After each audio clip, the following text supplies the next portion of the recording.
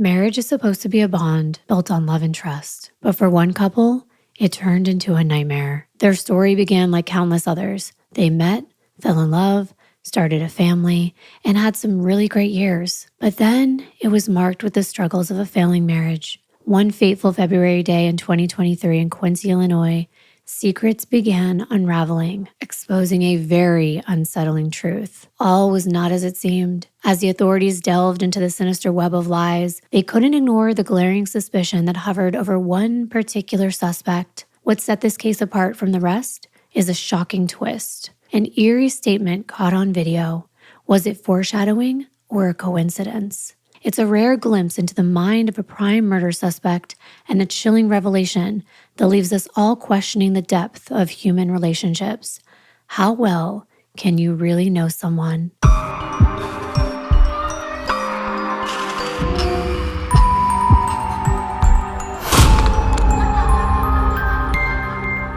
Hi, everyone. Welcome back. This is our fourth episode of the Darklivity podcast. I'm your host, Kimberleya, and I'm joined by my co-host and soulmate, Jonathan. Hi. Also, don't forget to subscribe, and thank you to all that have. Yeah, hit that like and notification bell. Because you never know when we're going to post. If this is your first time here and you've never seen our faces before, it's nice to finally meet you. I do have a main true crime channel here on YouTube, and many of you are now loyal viewers and listeners on both of these channels, so thank you so very much. We're very glad you're here.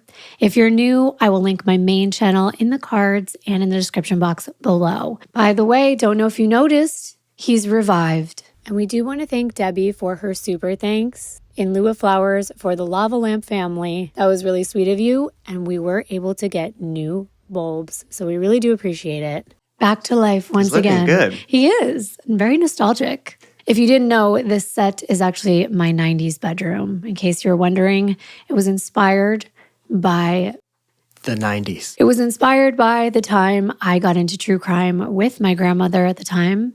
She passed away, but she's the one that started me on the O.J. Simpson trial.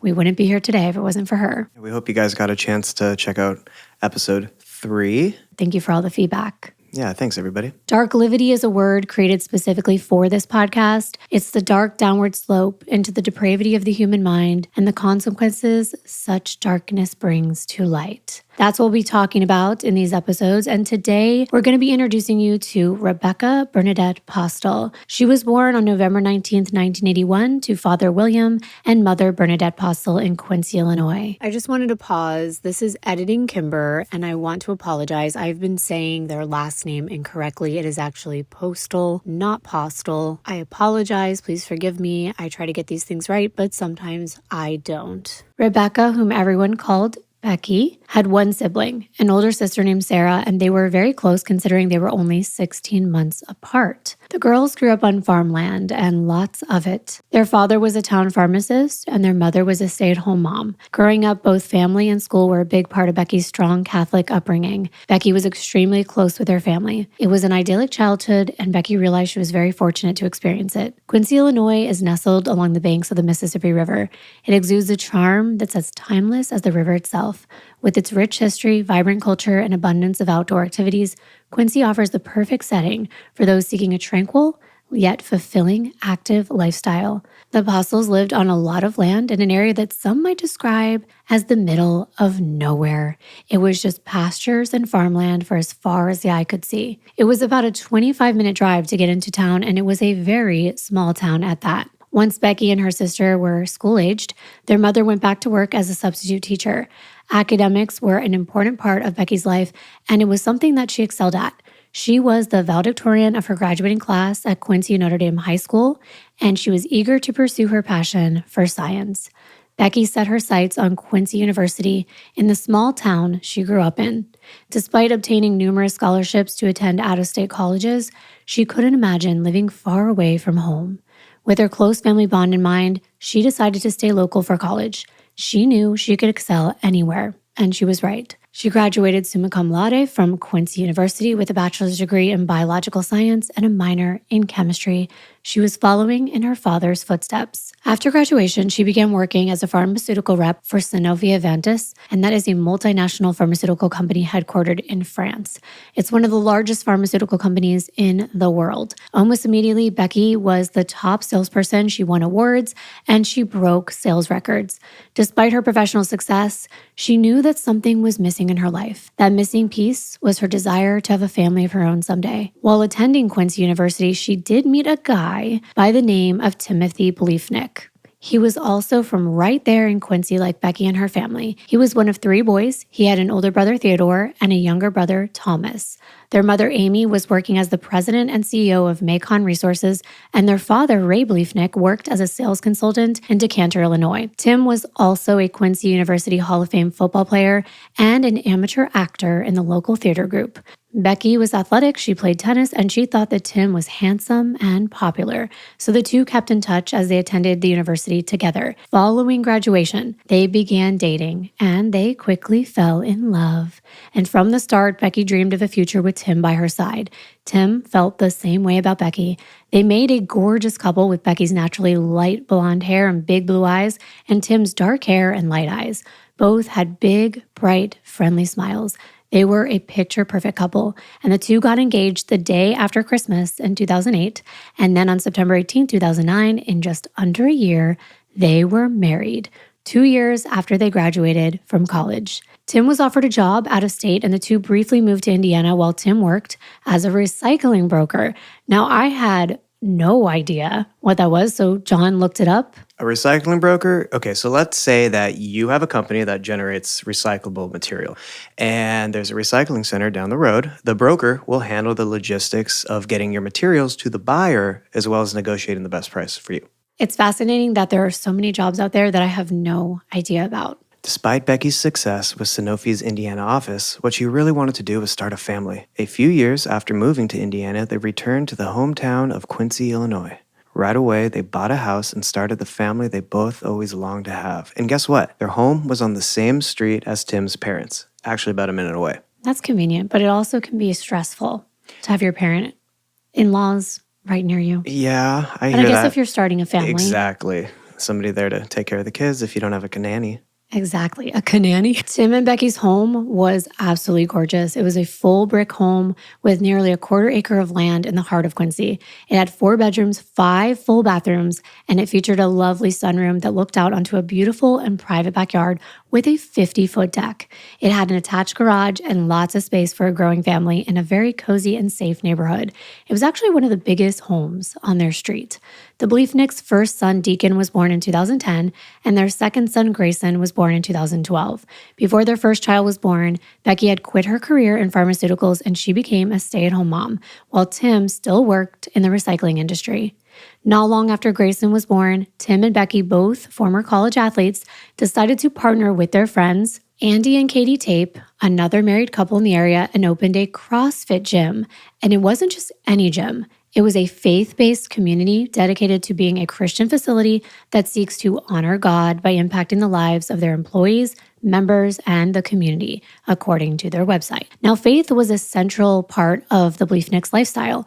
Both Tim and Becky were active parents and working hard and working out as well, with Tim being a coach at the gym, competing from time to time in CrossFit games, and Becky and little Deacon and Grayson watching from the sidelines at the Illinois State Fair, which Tim's mother, Amy, actually helped put on in 2013. They were very involved in their community. And Becky loved her boys so much, she would post their milestones on Facebook all the time, everything from their checkups at the doctor's office to birthdays and memorable moments like their very first steps. Everything was important to her. There were whole posts dedicated to phrases that one of the boys would say and funny things they would do and interactions that she thought were worth documenting. Most of her posts were about the boys and not really about herself, but she would congratulate her husband and celebrate things like their anniversary. On September 18th, 2013, she wrote, quote, "Happy anniversary to husband. 4 years, 2 kids, and 1 gym later, and I would say we've got a pretty good thing going. Smiley face. Love you, babe. Glad to have you by my side." End quote. Despite being content with her life, Becky harbored a deep desire to contribute directly to the medical field and make a meaningful impact on lives. Becky always envisioned herself working hands-on in the medical profession, so it was no surprise when she left her pharmaceutical career for another career in nursing, which she said was her true calling. She wanted to be able to provide care and comfort to people on a daily basis. So she enrolled at Blessing Raymond College of Nursing and Health Sciences in Quincy, not too far from their home. Wanting to serve people was more about Becky's faith than just going into a profession. She and her family attended the Catholic Church of St. Peter, where their pastor, Father Leo Enloe, stated that Becky probably, quote, considered it a ministry rather than just a profession. She put her own personal self into it, and I think that says something about her and putting her own faith into action in the ministry of healing, end quote. While going to school and working at the gym, Becky reveled in being a boy mom, and her children were her top priority. She was extremely involved in their interests, which included sports and academics. She volunteered at their school, St. Peter's Grade School Association, and the school described her as, quote, their best asset, end quote. Becky didn't just volunteer. She also coordinated most of the volunteering. She was always willing to pitch in and help whenever she was needed. Each year, she coordinated the Mother-Son School fundraiser event and the annual school Olympics. She planned teacher conference luncheons and helped coordinate the other schoolroom moms. She was like a super mom, and on top of all that, she was also an animal lover, which I can definitely get on board with. She had an incredible love for all animals and passed that on to her children. In addition to all of her volunteer work at the children's school, she still found time for outside volunteering as well. She wanted to instill her love for animals and give back to her children. So she volunteered at the Homeward Bound Wagon, which was a nonprofit all-volunteer animal rescue group doing admin work and fostering animals. I do not know how she found the time and the energy, so I commend her for all that she was involved in. Right. I mean, you and I are so busy, with Shyla, the studio, Exactly. and now this channel. It's exhausting, but it's worth it, and I'm sure she felt the same way, because those are your passions. Absolutely. I thought her Halloween costumes in 2013 with Tim and the boys were very clever and cute. Grayson went as a lion, Deacon was a tiger, and both Tim and Becky wore jerseys for their favorite football team, the Chicago Bears. Do you get it? Lion, tiger, and bears. She posted a little joke on her Facebook saying, lions and tigers and Chicago Bears, oh my. I thought it was very cute and creative, and she told her friends and family that little Deacon, for the last 2 weeks before Halloween, has, quote, worn or wanted to wear his costume every day until today, which was Halloween. She said when she tells him he gets to wear it, he has an epic meltdown because he doesn't want to wear it. So he was in a foul mood from the get-go. But I did tell him that only fully dressed tigers get candy, so he begrudgingly put on his costume, end quote. Kids are so funny like that. I know, I can't wait till we have one of our own. Maybe someday. The following year, on Becky's 33rd birthday, she posted this to Facebook, quote, my kids and my husband are asleep. All are healthy. My oldest wished me a happy 20th birthday and thanked me for being his mommy. Yep, he was officially my favorite child today, hee hee. When I got home this evening, my youngest ran to the door and greeted me with such enthusiasm and hugs. It's like I was gone for a year instead of an hour. I have a wonderful husband who says he married out of his league, but I think I'm the one who snagged a good one. I had so many of you wish me a happy birthday through Facebook, text, and calls. My riches are not counted in dollars, but in everything mentioned above. I'm wealthy beyond words. Thanks to all and God bless, end quote. She seems like such a nice person, like a genuinely sweet person who's really grateful for everything she has. Very warm. Tim's dad, Ray, agreed and commented that they got a daughter-in-law out of their league, with Tim's mother, Amy, adding that Becky is a good girl and that's why she's so loved. Becky's determination and resilience were truly remarkable. During her senior year of nursing school, she faced an unexpected challenge. She was pregnant again. And despite all the symptoms she was experiencing, she managed to diligently attend all of her classes, ensuring that she didn't compromise her education. That is quite impressive. I will never understand what it feels like to harbor and nurture a life form in my belly. No, and it is incredible that she had the energy to do that. Becky gave birth to her third son, Arlen, during spring break in 2017, only missing a single day of school. Arlen was named after Tim's grandfather. I don't think I could do it, honestly. I was supposed to take the bar exam when I was pregnant. My back was hurting. They wouldn't give you any extra time. I was like, no, thank you. It's too much. Becky graduated summa cum laude and received the Faculty Outstanding Senior Award. Becky worked for Quincy Medical Group in gastrointestinal surgery before transitioning to Blessing Hospital's emergency room. Now, that's a very demanding job, being in the emergency room. Absolutely. And she just had a baby. Yeah. Those hours must be demanding. It is. And all the while, she was equally dedicated to her boys. One particular Halloween, again, Halloween, they really liked Halloween, Becky went above and beyond to create an unforgettable experience for her sons. She used her creativity and her craftsmanship to build Transformers costumes that actually transformed. I've seen these. I've seen some too. And they're really cute. Yeah. So the joy and excitement was evident on her sons' faces. It was priceless. She embraced all of the activities that the little boys loved so much, even if it meant getting a little dirty. Becky joined her sons in fishing adventures, patiently teaching them how to cast a line and reel in their catches. Together, they explored the outdoors, they searched for frogs and other critters, and they created lasting memories together. She was the mom who would create those first day of school posters each year with her smiling boys posing for their pictures. And she just loved being a boy mom. I don't know what it's like being a boy mom. I'm a girl mom. But I used to do the same thing and make Shiloh hold the first day of kindergarten. That's cute. I mean, it's memories. It is really cute. And Becky's commitment extended beyond just playtime. She was the epitome of a soccer mom, never missing a single sports game, whether it rained or it shined. She was always there on the sidelines, cheering on her boys with unwavering support. Her presence and encouragement meant so much to her sons, knowing that she was there for them every step of the way. Even though it seemed like Becky had the perfect life, there was trouble behind the facade. It's true what they say. You never know what goes on behind closed doors. Tim and Becky were affectionately described by their close-knit circle of friends and family as a, quote, exceptionally loving couple, end quote, with Becky deeply involved in the upbringing of their children. Their unwavering commitment to their kids actually took precedence, possibly at the expense of their marital bond. Now, I have seen this happening. I'm not saying that this is exactly what was happening here, but many women who are extremely focused on their children, the husband kind of takes a back seat. It used to be about being a couple. And then when the kids come, especially with young kids all in a row, it's kind of hard to have time for your relationship, even though it's very important. But I saw that in some of the Facebook posts and having her friends allude to this. I'm just mentioning it as something that I've personally seen in my own friends and family's relationships.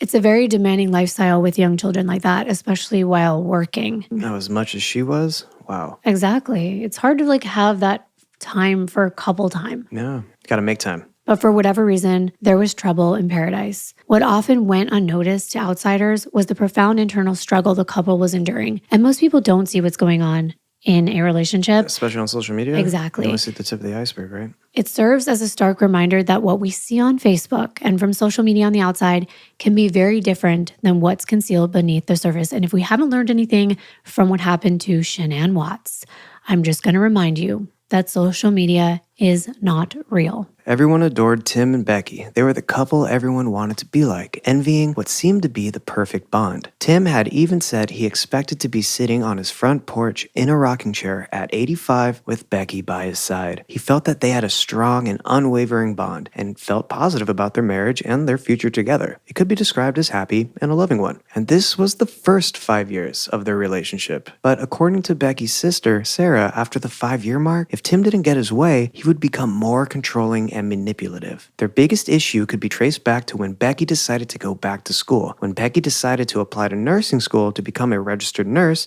Tim immediately was against the idea. He's been quoted explaining the reasoning behind his apprehension. He said that he thought raising 2 boys with a third on the way would be too stressful for his wife. She was already extremely involved in their son's education, and he thought it would put undue stress and strain on the family. He also thought his family would suffer with Becky preoccupied with school. Becky's sisters saw this extremely controlling side to him, and when Becky wanted to do her own thing, he didn't like the new sudden lack of control. That's tough because you also do need to make decisions as a couple. Yeah. But I could definitely see how, I can see from both sides. I can see a woman wanting to pursue her passion because you only have one life. Absolutely. But I can also see how a husband or a wife, if it's vice versa, would be concerned. Yeah, I would have thought that, moving closer to Tim's parents' house, they would help out a little more, thus alleviating the stress. Well, there's something there that we will be diving into in just a moment. Sarah thought that Tim was worried that Becky would outgrow him and their relationship if she found career success again. Even though Becky took on a rigorous curriculum, Tim refused to spend any extra time with the boys or relieve his wife's time-related burdens. Despite Tim's lack of support, once again, Becky excelled in everything that she pursued, whether that was motherhood, school, or her career. Nothing could stop her. And that must have bothered him because he does seem to be insecure, according to what people said. Wow. Now, during the pandemic, and we know how crazy that was, Becky worked as a travel nurse at Northeast Regional Medical Center in Kirksville, Missouri, as well as Annabelle Regional Hospital in Annabelle, Missouri. In 2020, she was nominated for the International Daisy Award.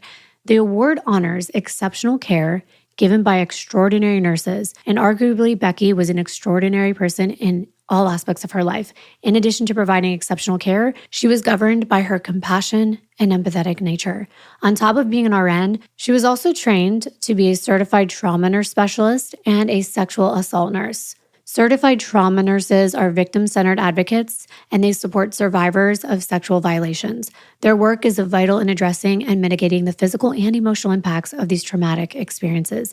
They're the ones who examine women who come in after things like forced intercourse, and they have to document all of their injuries, and that can be a very challenging role, and it takes a very special person to be able to do it. Despite her achievements in her career, Becky's personal life faced turbulence as her marriage seemed to unravel. Tim continued to struggle with jealousy and insecurity, which had mounted over the years as Becky achieved remarkable success. Somehow, Becky managed to effortlessly balance her career, her children, and her volunteer work, which for some reason left Tim feeling angry and resentful of the wife he once adored and imagined being with forever. This created tension in their marriage, and the two were constantly fighting with each other. Becky wanted to save the marriage and asked Tim to attend marriage counseling with her, but Tim refused. One glaring issue that Becky's sister noticed was Tim's lack of involvement in household chores. Despite Tim and Becky being responsible for maintaining their home, Sarah rarely saw Tim lifting a finger to help out. It seemed he expected Becky to take care of all household duties while he was focused on his interests. The lack of contribution from Tim created an imbalance in their marriage, with Becky shouldering the majority of the workload. I mean, geez, all that. Kids, career, schooling. It is hard. It is. It definitely, I don't know. It's up to the couple because, there are some people who want to do those things. My grandma never let us do things. Yeah. But then there are people who would like to share those burdens. Like, I'm definitely one of those people. I don't want to be doing everything. I mean, we're like rarely 50-50. It's like either 80-20, sometimes the 70-30, sometimes 60-40. Like it just like switches we're always, depending on who's busier. Exactly. We're always helping each other out. But it's also important to get other people to help as well. I do agree. I've had to learn that. I'm not good at certain things, so yeah. I have to let someone else take control of that. There's no shame in asking for help. Shannon, a close friend of Becky's, also noticed a strain in their relationship. During their conversations about their husbands, Becky often vented about Tim. She expressed her frustration with their situation, and Becky confided in Shannon, sharing her feelings of being overwhelmed and like she was carrying most of the weight in their marriage. Shannon felt like Becky didn't have a teammate like she did with her own husband, and that's tough. I definitely think it needs to be a team effort, and I always cringe. And don't get me wrong, I'm sure other people can do this too, but I see with men, they act like they're babysitting their own kids. You're not babysitting, you are the dad. They're your kids, and the chores and the kids need to be shared equally. Sure. Or it just won't work because one person will start resenting the other. It happens again and again. I can see that happening. Becky's friends and colleagues had countless stories of how she brightened their lives with her time, her energy, and her generosity. From dropping in to check on a friend with a migraine to dropping off a crib to a friend in need and staying to help her assemble it.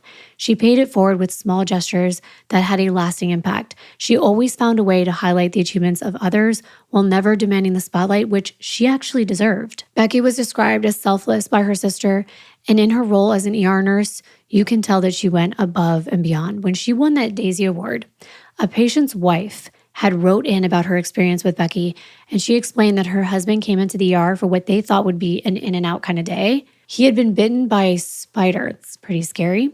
And the bite was very swollen and causing him a lot of pain. And it was during the pandemic, so his wife was not allowed to come in with him.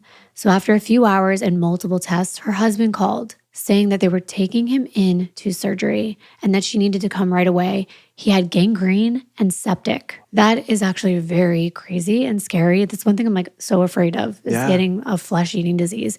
When the patient's wife got into his room in the ER, it was empty and she lost it. She broke down. She started crying.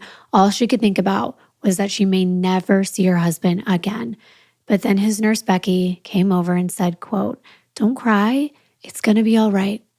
They just took him into surgery. And if we hurry, we can catch him," end quote. So there they were, hurrying down the hall, and Becky told her patient's wife they could run if they wanted to. So half jogging, they went down the hall to the elevator. And at that moment, the doctors were just taking him through the surgery doors as Becky and his wife came down the hall. His wife got to kiss him and tell him how much she loved him, all because of Becky. The wife said, quote, "There are no words to express how grateful I am to her for what she did for me and my husband. She's truly an amazing nurse," end quote. And you would think someone as special as Becky would be cherished by her own husband, and he would fight to work on their marriage so that he wouldn't lose her. But instead, Tim blindsided her on January 21st, 2021. After an 11-year marriage, he filed for divorce and full custody of their 3 sons. Wow. It seemed as though he couldn't cope with her professional accomplishments and the attention they garnered. His feelings of inadequacy and jealousy grew, but Tim's biggest issue hadn't changed. This was his need for control. Even though he was the one to file for divorce, it appeared he still wanted to control every aspect of Becky's life. And most of all, he didn't want her to win anything from him in the divorce. That included their marital home, custody of the boys, and how she spent her free time. More than anything, he didn't want to give her any money. That would be seen as his ultimate loss. I wonder why that is such a big thing. I always wonder that. Like, I'm always thinking, why can't both people just step away respectfully and realize, okay, this did not work out. We've created these beautiful children, but we're just not a match. And they're still both so young with so much opportunity ahead of them, so they could move on and have a life of their own. It seems so simple, but for many, it's not. Right. I mean, both people just decide to create so much more animosity than just separating and saying, hey, sorry we didn't work out, but at least we got these 3 beautiful kids. Yeah. You know, I don't know. I don't understand how one couldn't be proud of your teammate. Tim himself hinted at a different explanation for wanting out. He revealed that Becky's behavior had undergone a noticeable change after she became a nurse. This transformation in her demeanor and actions ultimately prompted him to take a difficult step of filing for divorce. He said that she would lose her patience when it came to the kids because she was under so much stress. I'm not actually sure what changed in his perspective besides the usual. I mean, of course, we get stressed, but it did seem like there were some people on his side.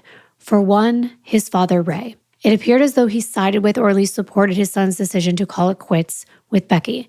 Now, interestingly, many people close to Becky and Tim thought the reason Tim filed for divorce was because of Becky's rule, and this is what I was getting to, that Tim's father would have restricted access to their sons. Oh, why? Well, it's a little confusing because we don't know all the details surrounding this issue. But what we do know is that Becky was able to obtain an order requiring Tim's father to be supervised around her children. Oh. While there weren't any convictions against Tim's father, several of Tim's family members allegedly provided statements about being inappropriate in the past with children. Oh, that's sick. Yeah, so I wanted to note that Tim's father has never actually been accused of a crime involving children, and there are currently no past or present criminal allegations against him. These were just things that were alleged. And Tim was livid that Becky would be able to control when and how his own father saw his children. It was one of the biggest hurdles that kept them from finalizing their divorce. But according to the court filings, they were fighting over everything from money to who would get to live in the home to who and how would raise their children.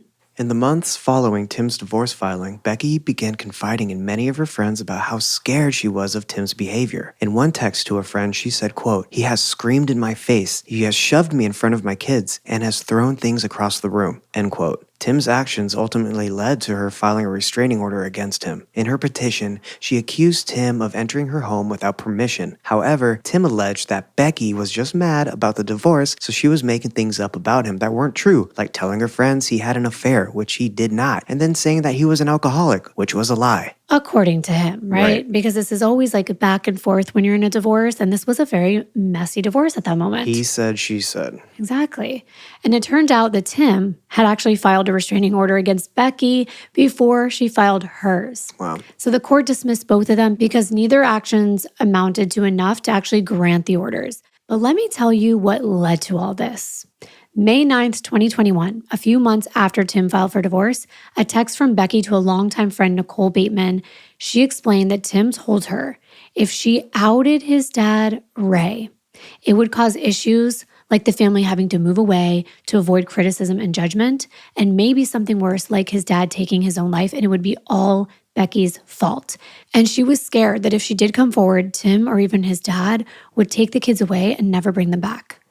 Then June 4th, Becky exchanged Facebook messages with a former coworker of hers, also named Rebecca. She was Rebecca Spots.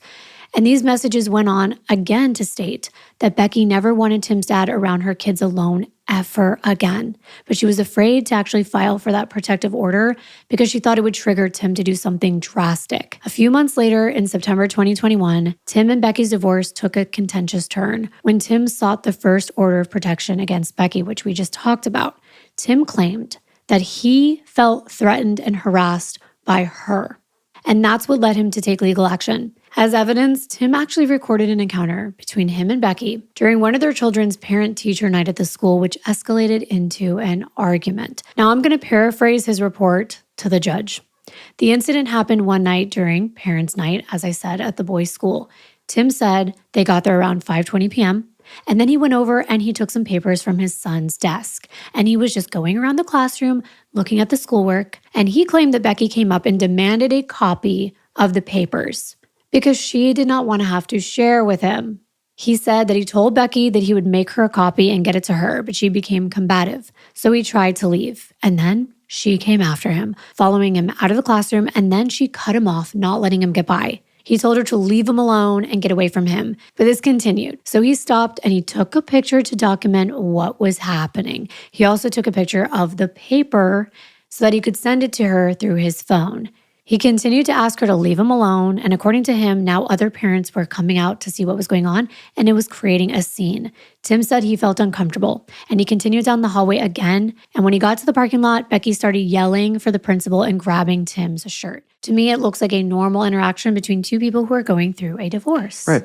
And neither one of them wants to give in. But all Becky's friends and family members said Tim began manufacturing incidents like this in an effort to limit Becky's time with her boys. They explained that incident at the school as Tim shoving a phone in Becky's face while recording her, demanding she stop harassing him and following him around. The short video didn't support any of Tim's claims. However, that didn't stop him from filing for a restraining order against Becky. His comments in support of the application are as follows, quote, "She has harassed me through text numerous times, demanding to know where I was, who I was with, and what I was doing. So many times I asked her to stop harassing me more than once. She has been in my home and not left when I asked her to because she was causing a scene in front of the boys. She has stalked me to find out where I was and who I was with. She has taken the kids from public meet and public places." End quote. The following month, Becky retaliated by filing for her own protection against Tim. This was after she shared her fears with family and friends over the many months following Tim filing for divorce. One of the nurses she worked with was apparently murdered by her husband, and this terrified Becky. She said that she had a, quote, literal panic attack, end quote, because she feared the same thing was going to happen to her between her and Tim. She said, quote, "I'm scared of what he might do and his erratic behavior," end quote. She added, telling the friend that her husband had taken her gun and her ammunition. Now, her sister recommended that she go get help from a domestic violence organization, and she did. And as a result, she decided to file her own petition for an order of protection against him. In her request, she stated she needed protection against harassment, physical abuse, and interference with her personal liberty. Plus, Becky asked the court to prohibit Tim from entering the marital home without her consent. When Tim first filed for divorce, he actually moved out of the home that they shared and into a house at 1641 Hampshire Street, which was only 4 minutes away from Becky and the children who were living in their marital home. It's quite an interesting looking house. I'm going to try to describe it for anyone that's not watching and only listening. It's a large 2-story, 5-bedroom, 6-bathroom home. It almost reminds me of a gingerbread house.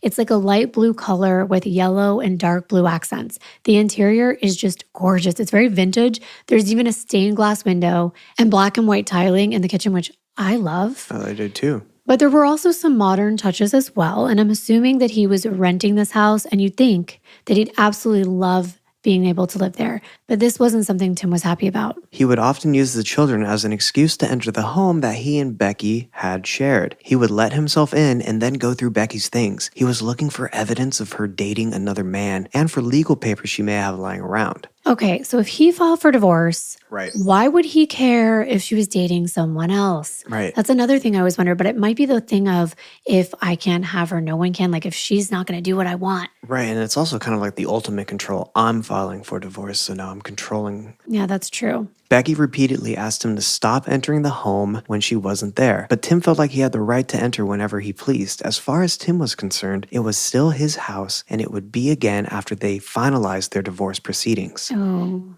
He would often enter the home when he knew Becky would be at work, claiming he was getting something for the boys. In Becky's application for the restraining order, she alleged that Tim had repeatedly taken property from her residence without permission. He entered her home without permission and is now using the minor children to access her residence when she is not home and without her knowledge or permission. She also accused him of repeatedly falsifying interactions with her and supposed witnesses. She claimed the protective order was necessary to protect her from further false accusations. It's a lot. These reports and these things they're filing, they're very full of legalese.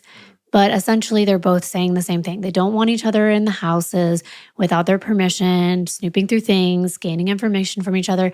And she legitimately had fears for her safety. That's what she said. And you've got to believe the person when they say that. Absolutely. And according to the petition, Becky also accused him of cutting down her favorite tree as punishment for not doing the things he's been asking for 10 years, and that he threatened to get rid of their family pet. And we know that Becky was an animal lover, so this emotionally affected her, as I think it would with anyone and their beloved pet. Yeah. We see our dogs as family members.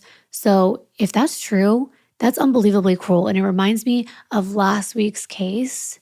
I don't want to say too much, but if you haven't seen it, Oh, yeah. there is some very disturbing things in there. But going back to Becky and her petition, she also claimed that Tim would argue with her if she wasn't adhering to a strict workout regimen and nearly hit her and one of their children with a garden hose and reel during an argument. Wow. Can you imagine arguing with your partner about a workout routine? No. That's pretty extreme, and it seems pretty judgmental. I mean, we definitely want our partners to be healthy, but there are much nicer ways to get them to be active. And Becky was active, and she was in great shape, and even if she wasn't, that's her body. And that's very demanding and over the top.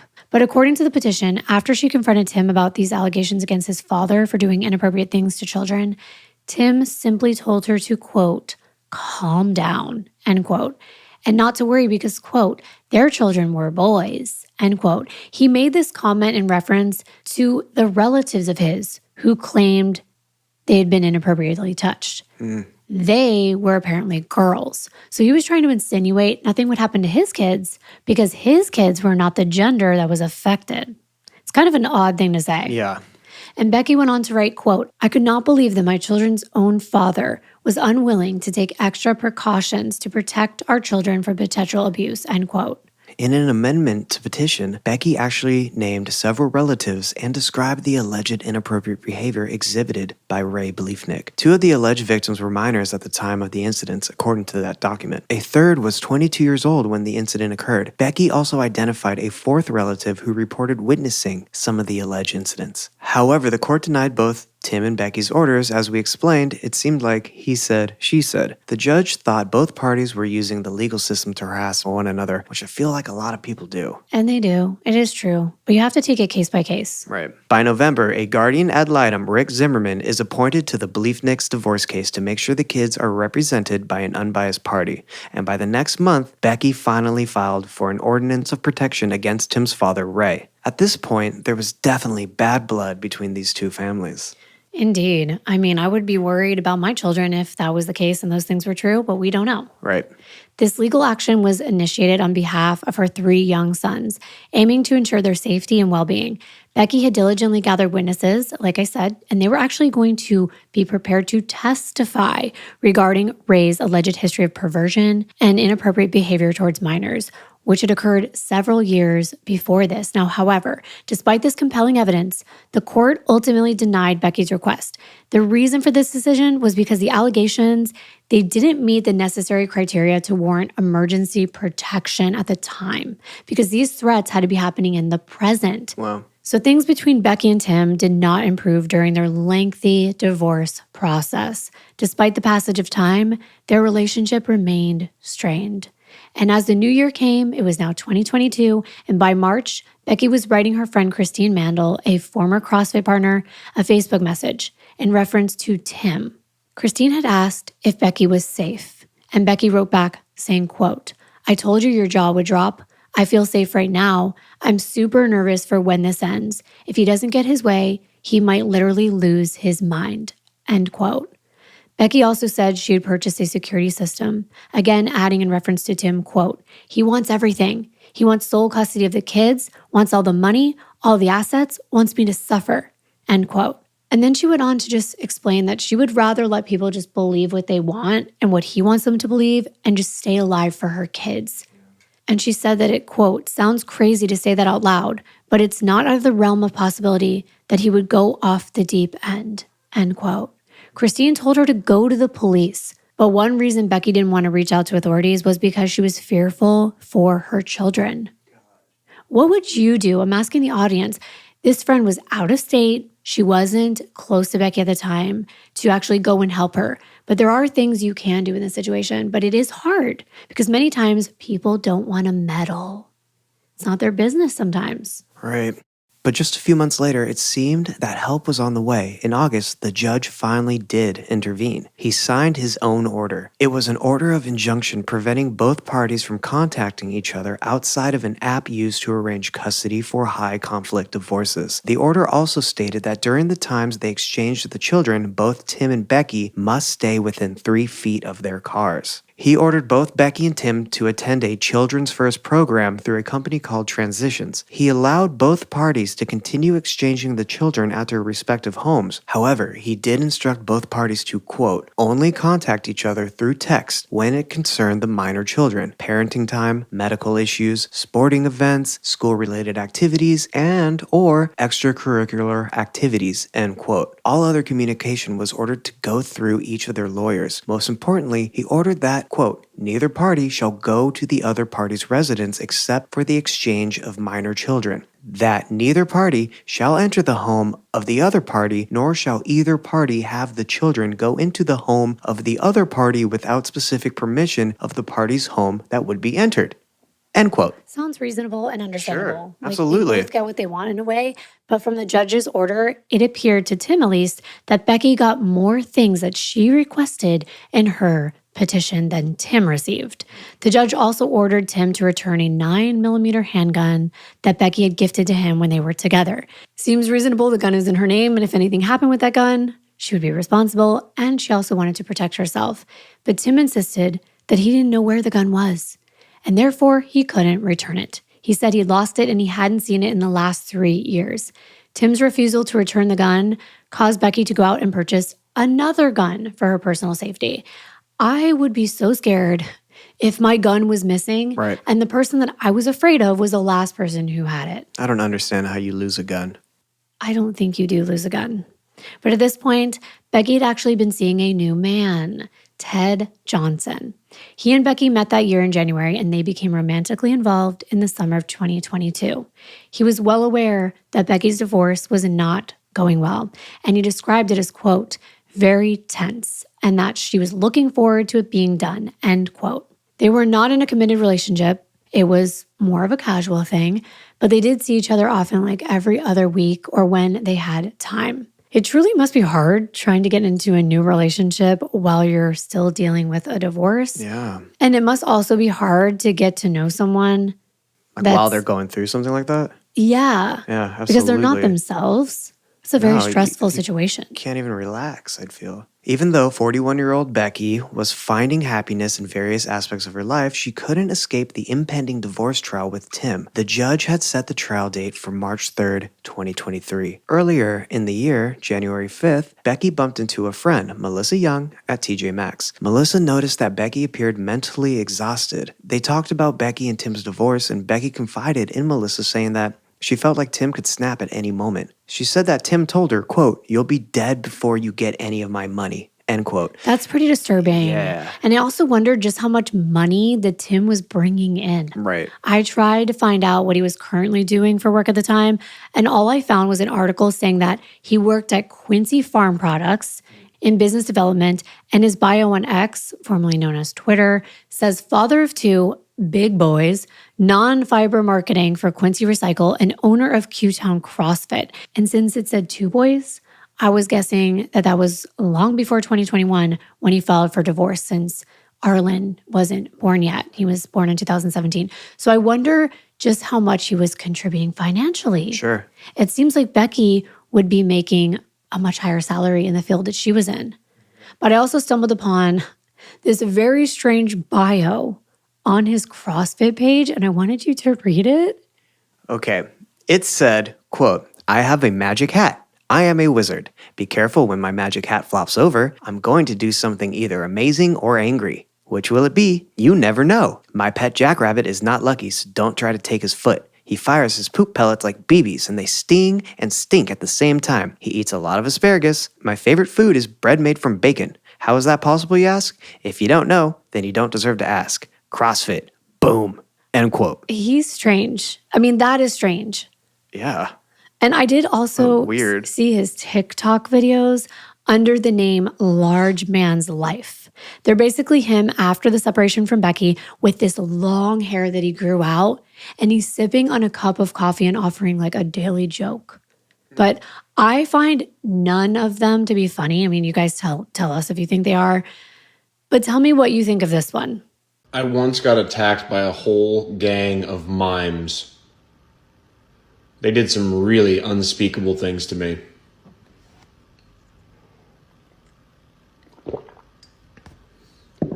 To me, he's trying way too hard to look cool and to be relatable. He's on TikTok. I mean, not that it's bad to be on TikTok as like a 30-year-old or a 40-year-old, but when he's like doing that gulp, Oof. I can't stand that gulp. You know when people say it's so funny, I forgot to laugh? Yeah. That applies here. I haven't said that in so long. It's so much worse than the worst dad joke. And I have that thing where I can't listen to people make like mouth noises. Yeah. But here's another one of Tim's funny jokes. So at a party, my girlfriend told me to stop being an idiot. Just be yourself. I looked at her and said, "You better make up your mind."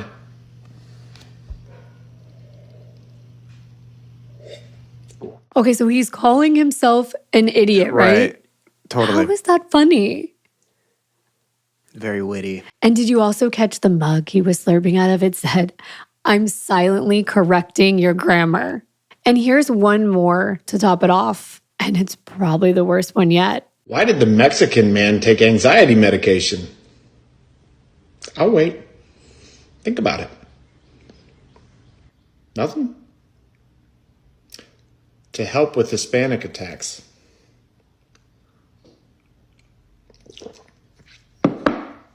You're welcome. Ew, the slurps. Oh my God, I don't know why he adds that. I don't know. I don't know if he thinks that's just like a funny touch. Maybe I'm just not getting it. Yeah, I don't get it either. Because we've both been called funny and witty. Yeah. And I don't think either one of us would laugh at these jokes at all. I mean, he didn't even come up with them. Like, I've heard that when I was in grade school. Oh, you did? I've never Yeah. heard that one before. I'm late to the party. It's okay. Now let's fast forward to February 2023. It's a month or so before Tim and Becky are due in court for their divorce proceedings. Becky's boyfriend Ted met her at her house on the night of February 13th and spent a romantic night before Valentine's together, before Ted had to leave to work the next morning at 5:30 a.m. on February 14th. On the week of the 19th, Becky was set to have abdominal surgery performed out of St. Louis. She was staying at her friend's house so she could take her to the appointment and pick her up. She stays until the day after her surgery, February 21st, when she returns home to her residence at 2528 Kentucky Road in Quincy around 12:30 p.m., where she's resting and healing. That afternoon, Becky texts Tim asking if he could keep the kids overnight for the next 2 days until she gets back on her feet. He agrees.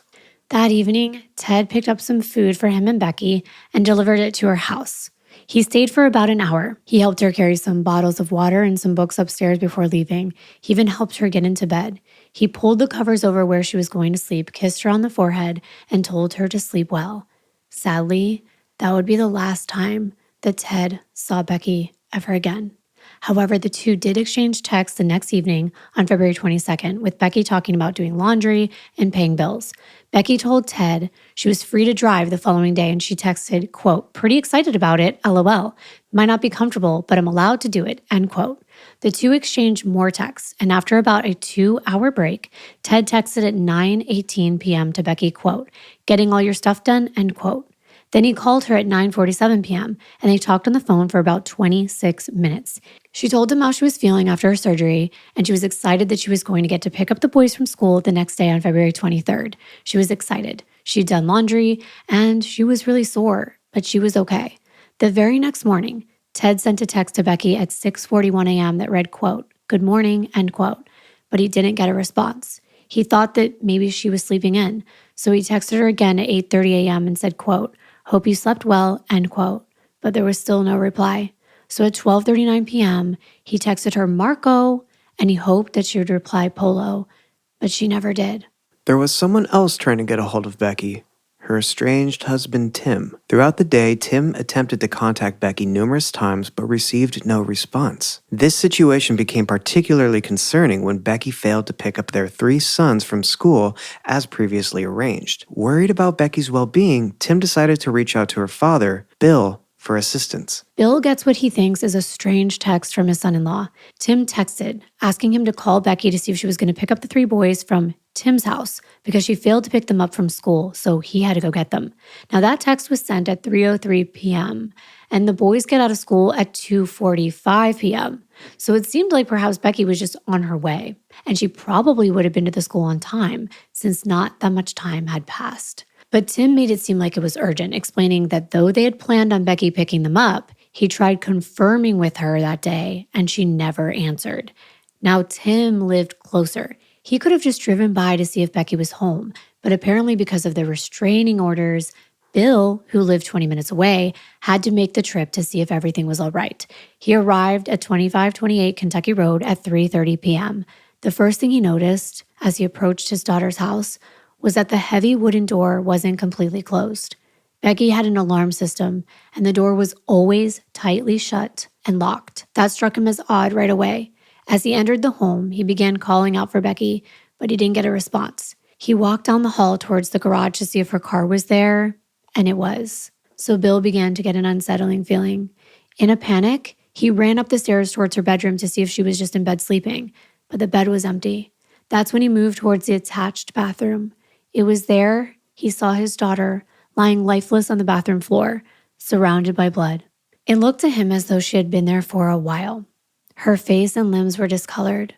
Hoping by some miracle that his daughter was still alive, he reached out and touched her arm to see if it was still warm, but rigor mortis had set in. She was stiff. When he tried to move her legs, they were also stiff. He wanted to call 911, but he realized that he left his phone in the car. He ran over to a neighbor's home where Rolla White lived. He told her that his daughter Becky was dead next door and asked her to use the phone to call 911. After calling the police, Bill called his wife Bernadette, or Bernie, as they referred to her, to inform her of the horrific news, and told her he was on his way to come get her, to pick her up and bring her back to Becky's with him. I cannot imagine getting a call like that. Your husband telling you that your child is dead. It's so heartbreaking. Sarah, Becky's sister, was on vacation with her husband, Brett, in Florida when her mother called her. At that moment, Sarah happened to be in the salon and decided to let the call go to voicemail, assuming she would call her mother back later. Her daughter then urgently called and informed her that Grandma had called and was in tears. Sarah realized something was terribly wrong, and immediately she knew she needed to call her mother back. Finally finding a moment to gather herself, Sarah dialed her mother's number and anxiously awaited for her to pick up. As soon as her mother answered, she delivered the devastating news. Becky was dead. She didn't have much more information at that time, and Sarah's world came crashing down. Without wasting any time, Sarah and her husband quickly made arrangements to fly back from Florida to their home in New York. Their sunny vacation had been abruptly interrupted by an unimaginable tragedy. As soon as they arrived home, they removed their summer clothing and bathing suits from their suitcase and exchanged them for funeral attire, preparing themselves to face an unbearable reality that awaited them in Illinois. It's so true what they say that your life can change in the blink of an eye. Can you imagine? Absolutely. Especially being at vacation, being in the salon, enjoying yourself, enjoying your time. And that's also so emotional to think you have your bag, you're taking out all your bathing suits, you're putting in black clothing. A lot of us can relate to that, having to just move quickly like we did when we had to go to Florida out of nowhere when my grandma died. Right. It's like you have no time to prepare for something like this. You just go. The police arrived on the scene shortly after Bill called 911. They were shocked at the sight of Becky's brutal murder. This type of violent crime was not common in this area. What they could tell right away was that Becky's killer broke down her bedroom door. The door frame was cracked, and there were pieces of wood scattered on the floor, along with shell casings. There were more casings leading into the attached bathroom. It appeared as though Becky tried to run into there and hide or get away. That's where she was shot to death. There were a bunch of shell casings scattered around her body. She was ultimately transported to the medical examiner's office, where Dr. Scott Denton performed an autopsy. As homicide detectives got on the scene, they began to recreate what they believed happened. First, during a walk around of the home, they noticed a patio chair that was pushed up against the wall on the outside of the house. A police officer demonstrated how he could use it to scale the side of Becky's home, and once you got onto the roof, there was a bedroom window that appeared to be pried open. This room belonged to one of Becky's sons. After the killer gained entry to the house, it was clear that he made a beeline towards Becky's room, breaking down the door and shooting her. It definitely appeared targeted. It wasn't some kind of burglary because none of the areas in the home were touched except for Becky's bedroom. But their attention was soon captured by a curious discovery near the window, which the police believed was the point of entry for the killer. A partial shoe print was found imprinted on the ground in mud or dirt. The investigators carefully documented the shoe print, hoping it would lead them to a vital clue in the search for the perpetrator. In addition to the shoe print, another perplexing find awaited the investigators. Among the spent 9mm shell casings were several mysterious pieces of plastic. The investigators were at a loss as to why they were present and what role they might have played in the tragic events that transpired. They carefully collected these pieces, determined to analyze them in hopes of shedding light on their relevance to the case. Then, they found Becky's cell phone upstairs behind the bathroom door. When the detectives examined it, they saw that the last call Becky attempted to make was at 1:11 a.m. and 10 seconds to 911. She actually dialed 91126, most likely because the phone was grabbed or knocked from her hand as she tried to get away. This gave detectives a timeline. Becky was most likely killed shortly after she attempted to make this call for help. At 1:12 a.m., her ADT security alarm alert said that the front door had been opened. While the sensors recorded the activities, unfortunately, the alarm wasn't on that night. At 1:27 a.m., there was another ATD security alert that the front door was still open. Now that they had a time frame for when the murder occurred, detectives began going door to door questioning neighbors. They were specifically asking them if they had any video recordings from 1 a.m. on February 23rd. During their inquiries, the detective visited the Hyman family who resided next to Becky. Now, the Hymans had installed a security camera on the side of their home over a year before this because of a car break-in incident. Now, this camera primarily aimed at their driveway, but it was inadvertently capturing footage from the side of Becky's home. Now, unfortunately, the camera did not capture any relevant footage from the night that Becky was tragically killed. However, it did record something peculiar approximately 24 hours earlier. At precisely 1:05 a.m. on the 22nd, the camera footage revealed the presence of an unidentified individual walking down the Hyman's driveway, and they were heading towards the back of Becky's house. And then, just 48 minutes later, the same person was caught on camera walking in the opposite direction, back the way they came. When being questioned that day, the Hymans tell detectives about an incident that their security camera captured a week earlier on Valentine's Day, the very same night that Becky's boyfriend Ted had been at her house.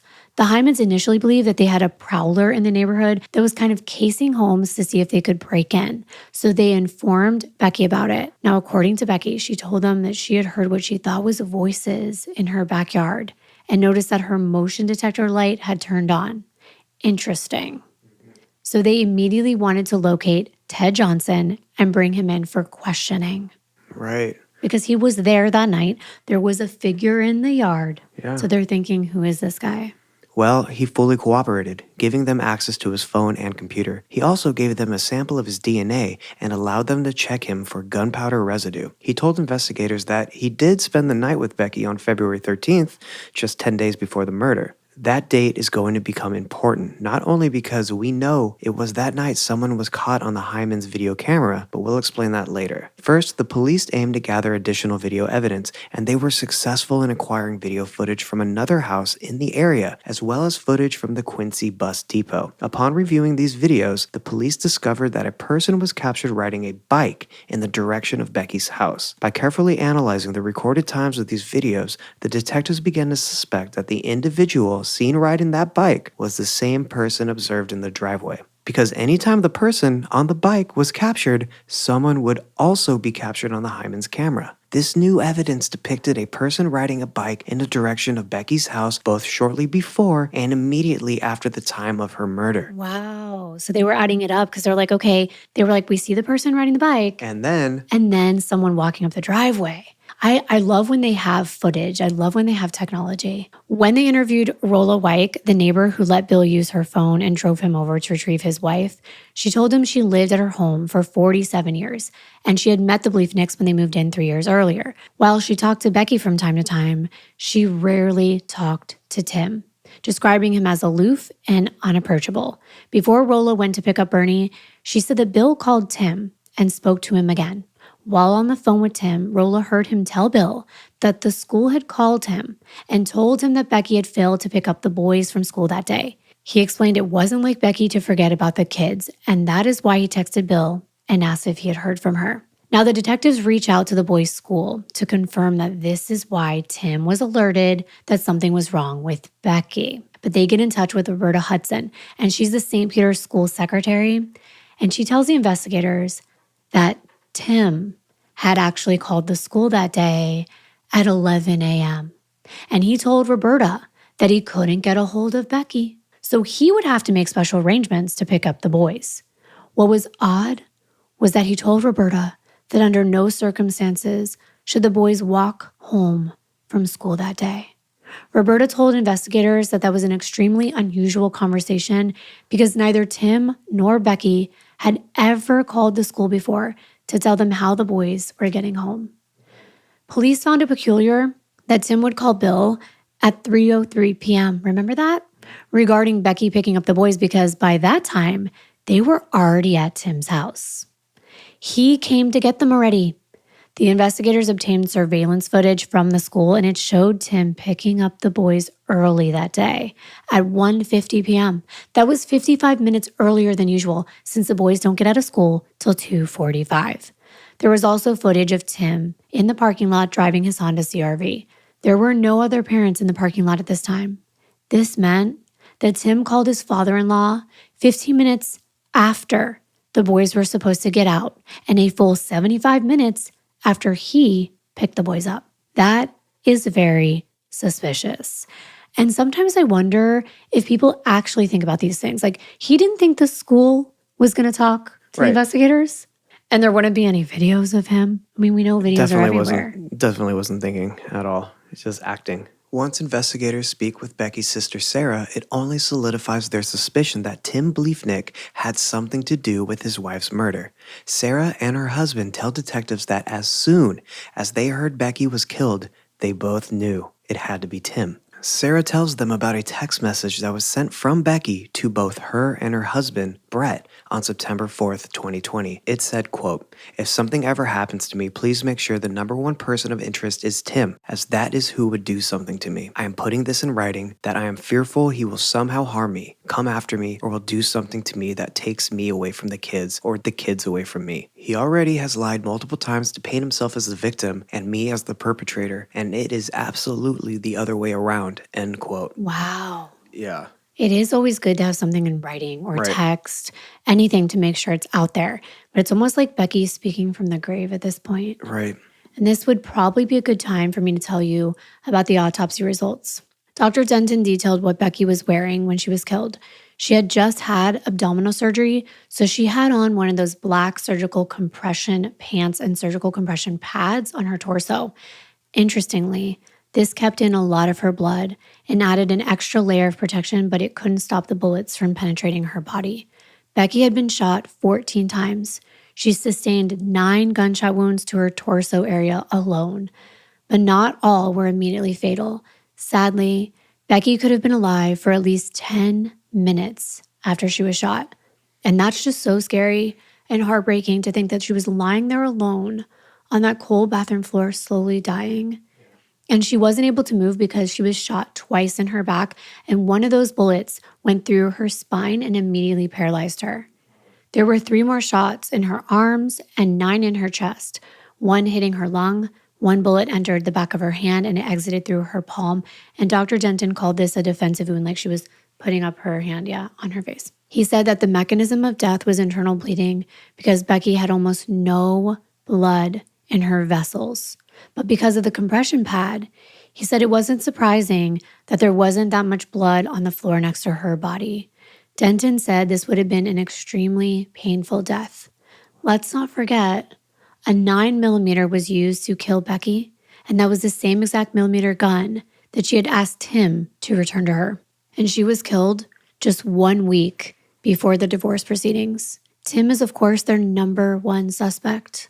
Now going back to the evidence, the detectives have video footage, but honestly, it was really grainy. You couldn't really tell who the person was or whether they were male or female. Not much could be ascertained from the footage alone except for the time frames the person was in close proximity to Becky's home. However, they did take note that it appeared the bike that was used did not have reflectors on the tires. And usually bikers want to be noticed in the dark, but this biker seemed to have taken the reflectors off, so they took note of that. Then, on February 27th, just a few days after Becky's murder, the police made another discovery. They found an abandoned blue Schwinn bike near the Quincy Public Schools bus barn.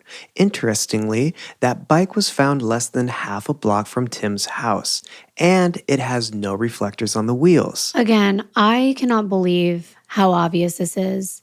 If Tim's responsible, but of course they have to prove it. But come on. Seems like it. You leave a bike right near your house? I mean, I guess one could argue that they're being framed. But who else would have a motive to kill Becky? Or at least the perpetrator lives nearby. And get this, as they're canvassing the neighborhood, another neighbor tells investigators that a month earlier, Tim asked if he had any security cameras facing the back of his home. Oh my gosh. Right? I mean, who remembers Chris Watts? He kind of did the same thing. He was like asking his neighbors if they had security cameras, like pointing in certain directions. Right. At this point, detectives obtained a search warrant for Tim's house and vehicle. It was executed on March 1st, 2023. He was standing outside with officers being extremely cooperative. But as nice and seemingly worried Tim was, it didn't stop police from arresting him 2 weeks later. On March 13th, that date would have been the date when he and Becky went to court for their divorce hearing. Tim was subsequently charged with the murder of his estranged wife. Tim appeared noticeably disheveled and worn out in his mugshot. His hair was unkempt, it was grown out, and it appeared wild. There was this deep-set look in his eyes, and it seemed to reflect a sense of exhaustion and despair.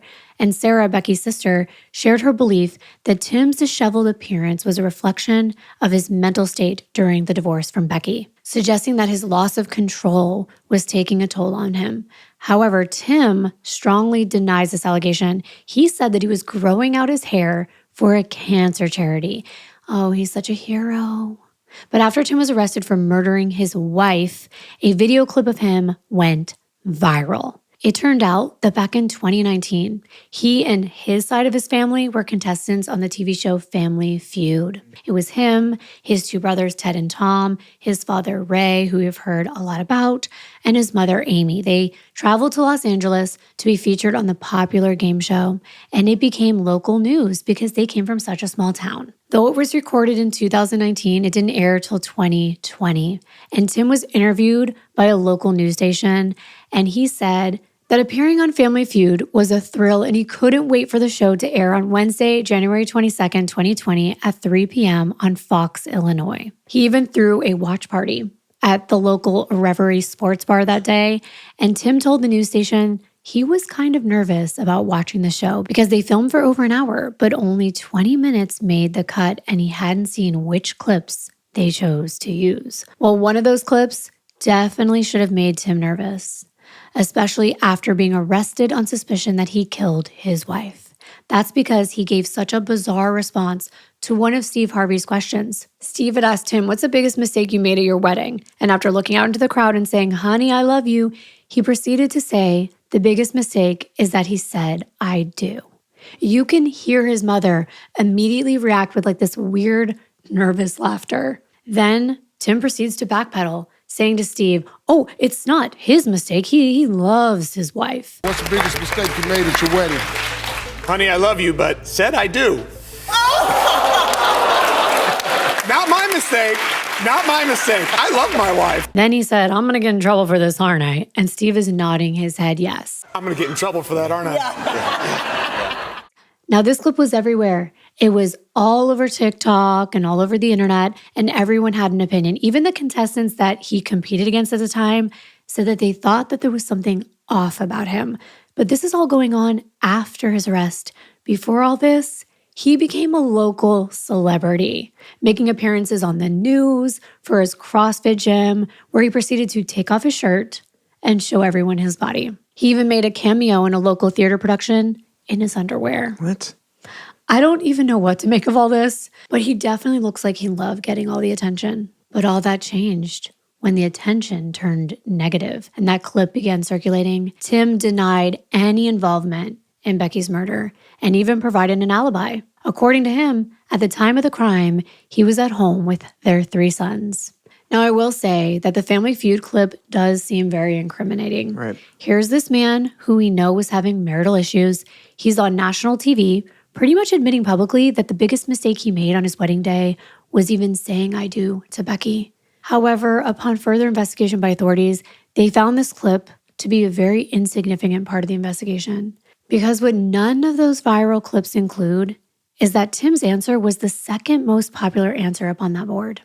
If you don't know how Family Feud works, it features 2 families who compete to name the most popular answers to survey questions in order to win cash and prizes. This show has been around for decades. It's actually become quite the icon in American television, Sure. especially for its catchphrase, "Survey says," before revealing whether contestants' answer like the one Tim gave matches the ones gathered based on answers given to a 100-person survey panel. If you get a match on the board, you get points. So Tim's answer was actually on point. I do.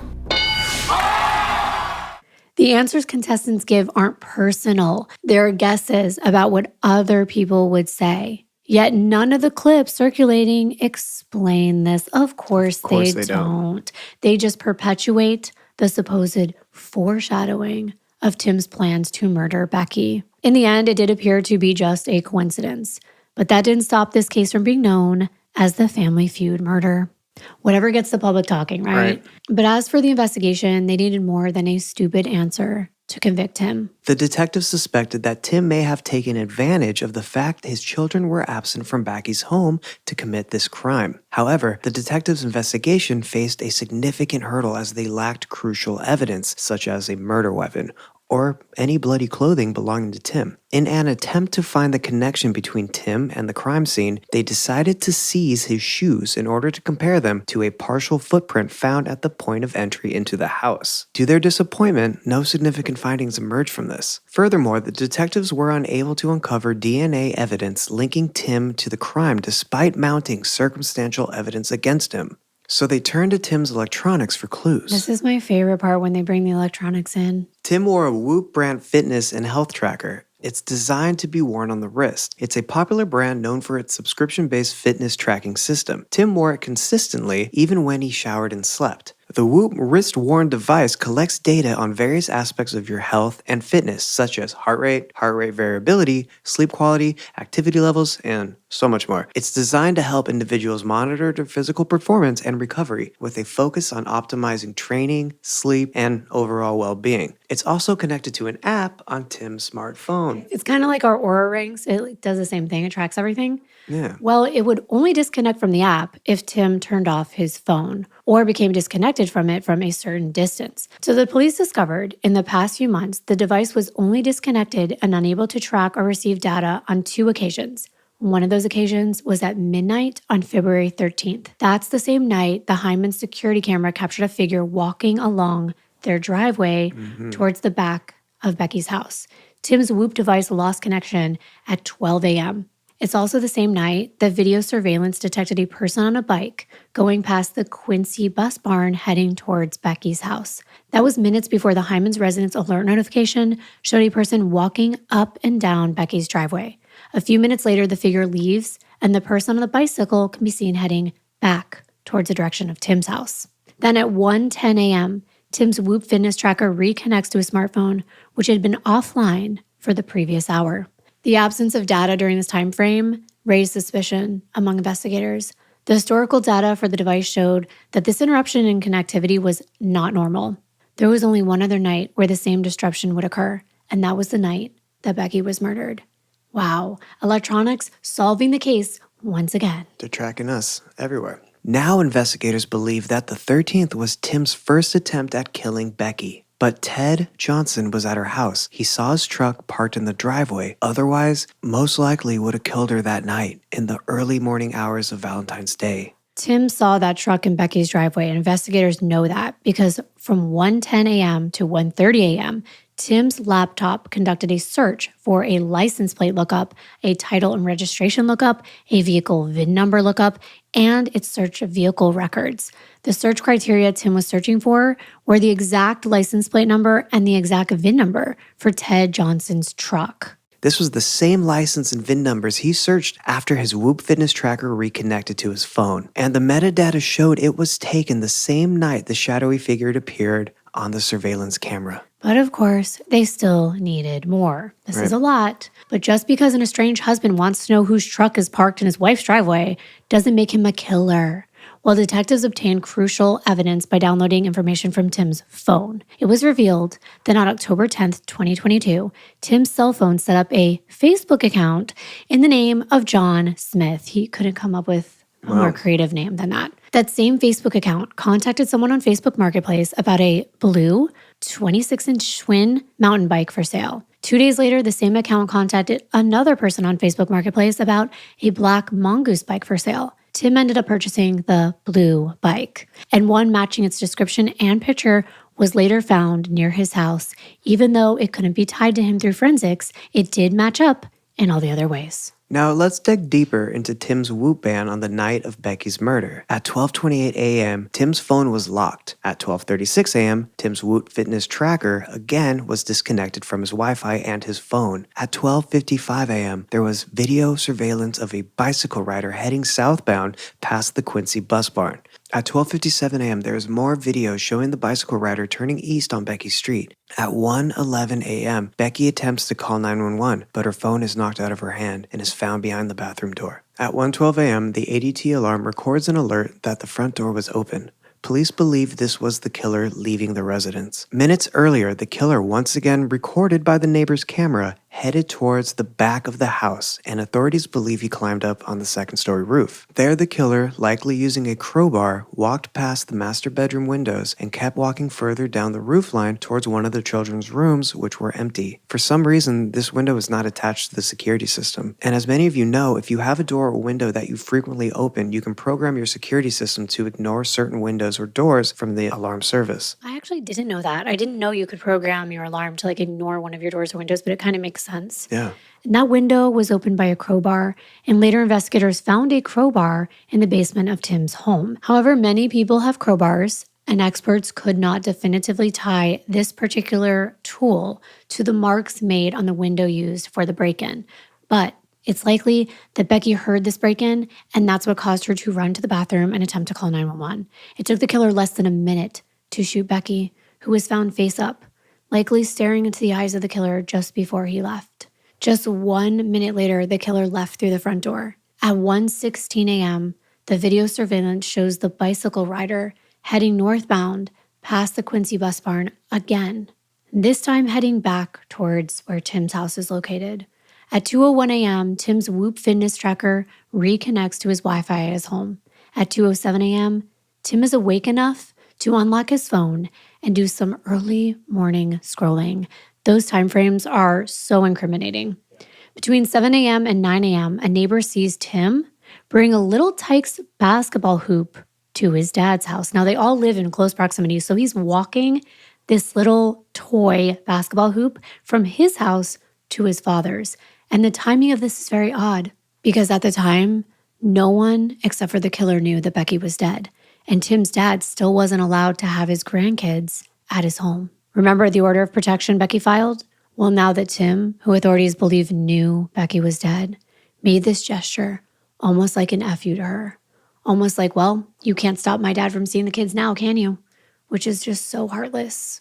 Tim was charged with 2 counts of first-degree murder and 1 count of home invasion. Tim pleaded not guilty and refused to waive his right to a speedy trial. There are several strategic reasons to rush to trial. First and foremost, it puts pressure on the prosecution. Forcing a quick trial can make the prosecution less thorough. Often, forensic testing isn't even back for 3 to 6 months, but there are also risks to the defendant in choosing a speedy trial. A quick trial may limit the opportunity for plea negotiations or the exploration of alternative dispositions that might be more favorable to the defendant. A hasty trial might result in overlooked evidence that could have been discovered with more time and investigation. Tim decided the sooner the better. So just 3 months after Becky's murder, Tim went to trial on May 23, 2023.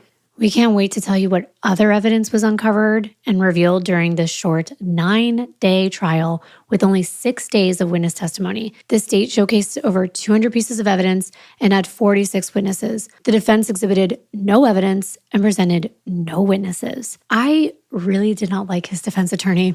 Her name is Casey Schnock, and she was actually Tim's divorce attorney, and then she became his defense attorney. Wow. And her defense was that Tim was innocent and either one or more individuals were stalking Becky in the week before her murder. She claimed that the Quincy Police Department never followed up with identifying or investigating the complaints from other people in the area. She thinks the police got it wrong. She said that the complaints Becky made to her friends were just girl talk. She never saw any pictures of Becky with bruises or marks on her body, nothing to suggest that Tim was violent. I don't know if she was referring to seeing that person on the bike, but I'm pretty sure we established that that was Tim. And as for calling Becky's fears unwarranted because it was girl talk, I felt that to be really insensitive and kind of like gaslighting. Yeah. So we actually have the opening statement in video form and audio form. We're going to play one of those for you now, or both. So this is Josh Jones for the prosecution. The last minutes of Becky Bliefnick's life were not spent in the warm embrace of her 3 children, Deacon, Grayson, and Arlen. No, the last minutes of Becky's life were spent in fear, in pain, in terror, as she lay on the cold gray tiles of her bathroom floor, slowly bleeding to death. Just a few seconds before that, Becky heard the upstairs bedroom window crack. She didn't know that at that exact moment someone was prying in that window, prying it open with a crowbar. All she knew was that she was home alone. No one else was supposed to be in the house. Her 3 boys were supposed to be at their father's house, less than a mile away. She ran into her bedroom. She slammed her bedroom door shut. She frantically tried to dial a number on her phone.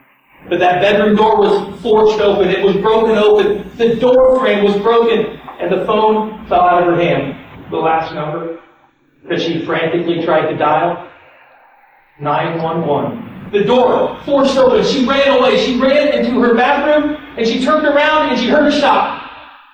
And she fell to the ground. She fell on her back, and she looked up into the eyes of her murderer. She looked up into eyes that she had looked into before, into eyes that had promised her once, till death do us part. She looked into the eyes of her murderer, her husband, the defendant. Wow, that is definitely very emotional. Very. That she was staring into the eyes of the man who promised her forever. That's just terrifying to me. That's one of the darkest ways you can get murdered, is by someone you love, someone that you thought you knew. And the prosecutor made sure to point out that he didn't just shoot her once or twice or even 3 times, but 14 times. In a chilling revelation, there was one wound for every year of their marriage, 2009 to 2023 when she was killed. And that is just so evil. Absolutely. But of course, the opening statements are not evidence. Later, they presented compelling evidentiary material linking Tim to the crime. They found 27 shell casings in Tim's basement, and these shell casings were identified as the same type that were found near Becky's body. The prosecutor also highlighted Tim's suspicious internet search history. They revealed that Tim had searched for various topics, including how to open my door with a crowbar. Can I force my door open with a crowbar if I lock myself out? How many cops are in Quincy, Illinois? How to make a homemade pistol silencer, average Quincy Police Department response time, and how to check if a gun is registered to me. He even searched, can you just wash off gunpowder residue? And of course, these interesting ones. Does my Whoop catch up when I'm not wearing it? Does my Whoop record while I'm not wearing it? Does my Whoop record the exact times I wear it? And what about how to clean gunpowder off your hands? And can you identify a shotgun shell was shot out of a specific gun? My goodness. Do people not realize that you cannot search these things? I have heard so many cases where they check the data reconnaissance on what in your search history, and like all of these topics come up. I search for weird things, but I'm not committing a crime, right? Exactly. Like I'm searching all these cases and I'm always like, this is questionable. Yeah. The prosecution said that Becky sadly showed her vulnerability to her killer by admitting to Tim she needed rest after her surgery when asking him to keep the boys an extra night. He saw that as his opportunity, a weak victim all alone with his boys out of harm's way. He told the jury that Tim left the couple's 3 children home alone while he cleverly disconnected himself from his fitness tracker, thinking he had outsmarted the police and outsmarted Becky. He also explained that between the first alleged murder attempt and the second successful murder attempt, no bicyclist was captured again heading between Tim and Becky's house. He explained that Becky had witnesses lined up for their divorce trial to testify against Tim's father and to testify about alleged hidden marital assets. But Becky never got to have her day in court. Now she would. And I think some of the most damning evidence, if all of that wasn't enough, was what the prosecution suggested, those pieces of plastic found near Becky's body. Remember those? What were those? Okay, well, they claimed that these fragments originated from an Aldi grocery store bag. They found numerous bags at Tim's residence that matched up to the pieces. Like they put it together like a puzzle.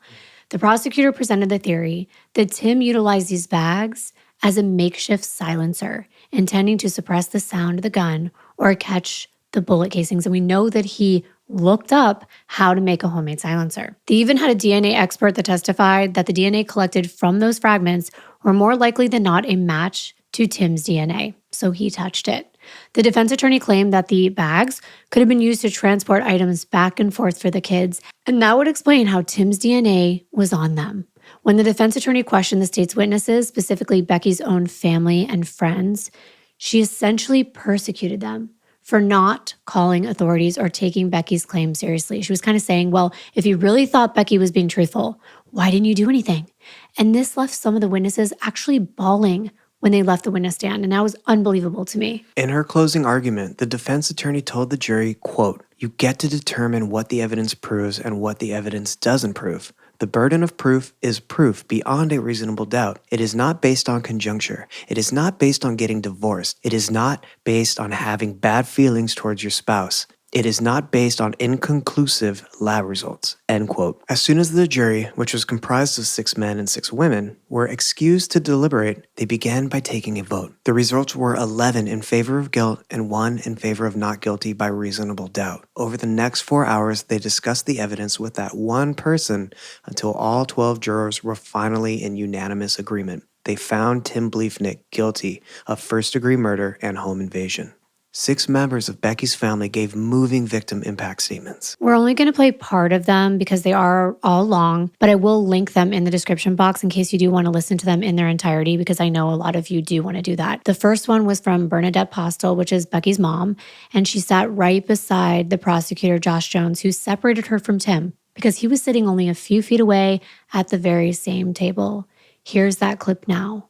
I'm Bernadette Postel, the mother of Becky Bliefnick. When you murdered Becky, you took from your boys the person who loved them the most on this earth. You replaced their mother's love with emotional scars and trauma that will last their lifetimes. Becky's family, friends, co-workers, and patients will never again see her smile, hear her laugh, feel her embrace, or receive her love. We are left with emptiness that cannot be filled. We are only left with memories.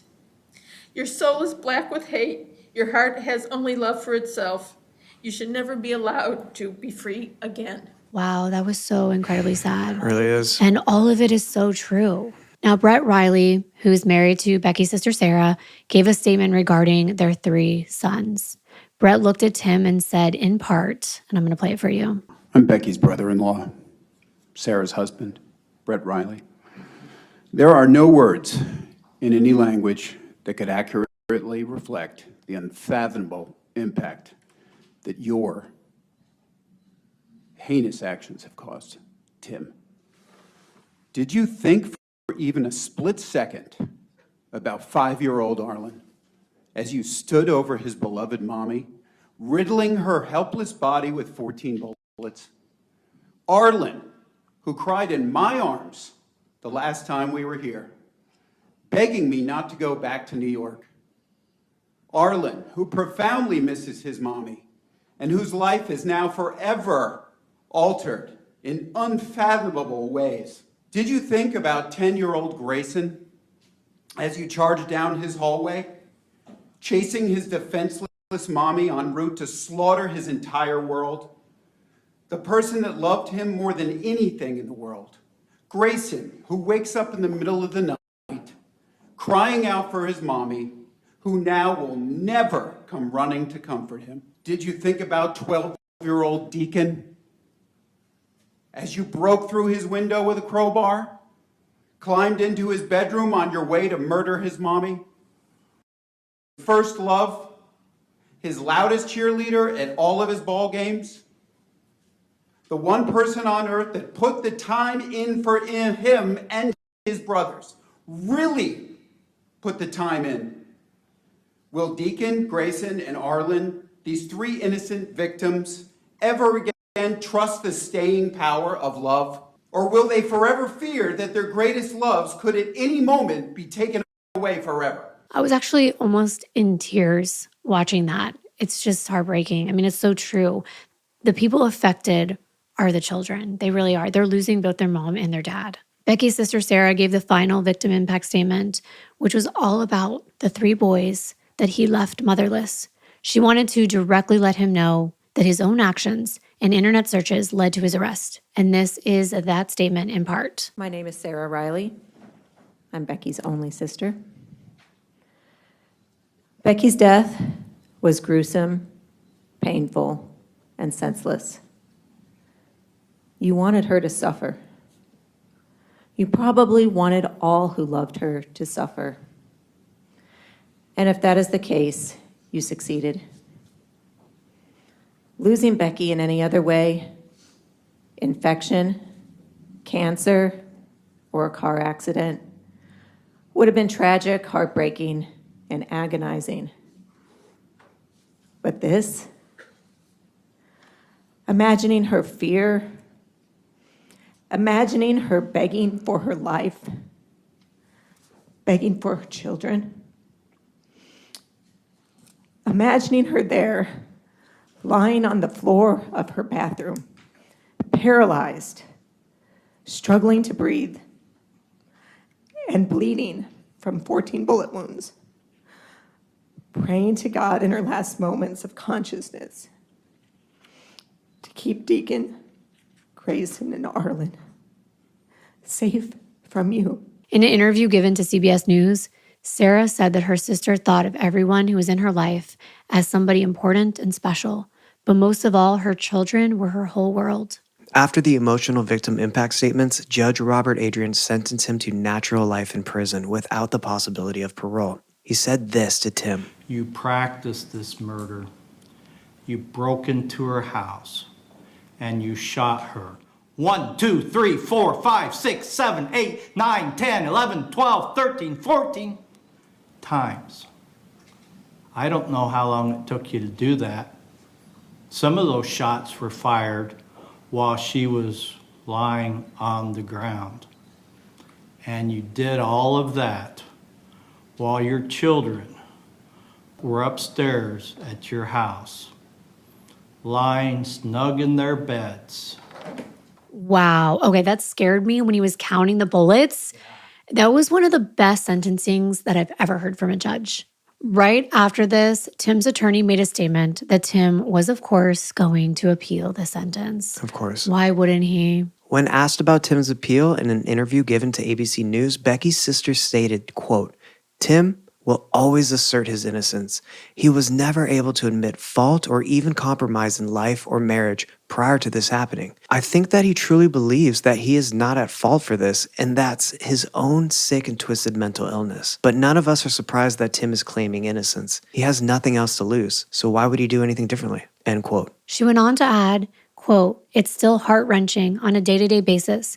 We continue to move forward the best we can with support of each other and the support of our friends, family, and community. And we are just doing our best.